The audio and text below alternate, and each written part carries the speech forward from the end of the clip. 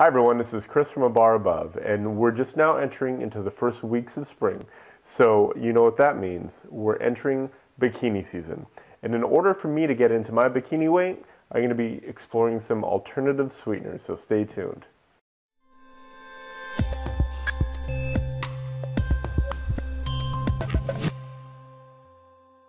So in the past, we've done a video on alternative sweeteners, and we focused primarily on honey, agave nectar, and maple syrup as alternative sweetening agents. But today what we're going to be doing is we're actually going to be focusing on artificial sweeteners. So you're probably going to know them by the color of the little tiny packages that you serve in the sugar caddies with coffee. So the little blue one, the little yellow one, which is one of the newer ones, and the little pink sugar packet. And what we're going to do is we actually made a simple syrup of all three.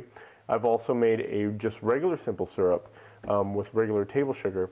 And we're going to actually make a lemon drop with all four different sweetening agents and taste them all side by side.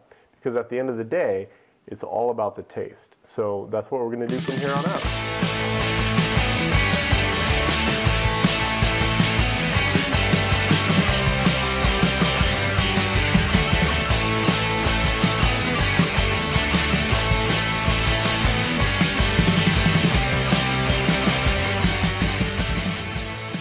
Typically, this is what I look forward to in most of the videos, but to be honest with you, this time I'm a little bit nervous, but this is all for you guys, and it's all for the name of science, so let's go ahead and do this thing. So in front of us, we have the four different cocktails with the corresponding sugars in front of them. The first one was the lemon drop with regular simple syrup, and tastes fine, balanced, decent cocktail. Now, with the equal one, what I noticed was that it didn't take any of the edge off the lemon juice at all. So it's basically like drinking vodka and lemon juice, and it's really, really tart. And the thing with all of the artificial sweeteners that I noticed is that you get that weird kind of aftertaste mid to late palate. So this is definitely the case with equal. So you have two things going on. You have the really intense lemon flavor right in the beginning, and then you have this weird kind of mid to late palate artificial sweetener taste. So it didn't really work too well. Now, if you're used to the product, I'm sure there's a way you can use it, but for the average consumer that's used to simple syrup, you're definitely going to notice it.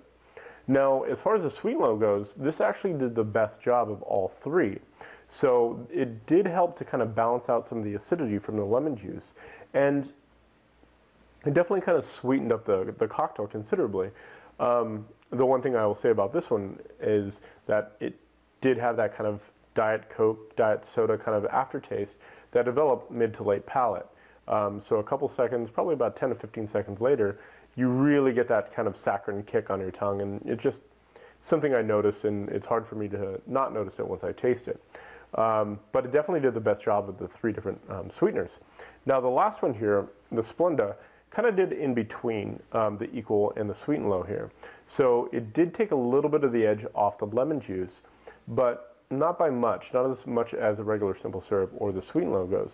Now, the one thing I'll say about the Splenda is that it doesn't have as much of a pronounced aftertaste of the two other sweetening agents. So it would be a decent alternative for alternative sweeteners in cocktails. Now, one of the things to keep in mind is that all of these sweetening agents have a lot more intensity of sweetening ability, theoretically, than regular sugar does. So for example, the equal here is about 200 times sweeter than regular sugar. With saccharin here, it's about 300 times, and Splenda is about 600 times from my understanding.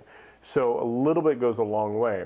And how I made the syrups was just looked at the conversion on the back of the packets, and it seems like they all replaced about 2 tablespoons of regular sugar.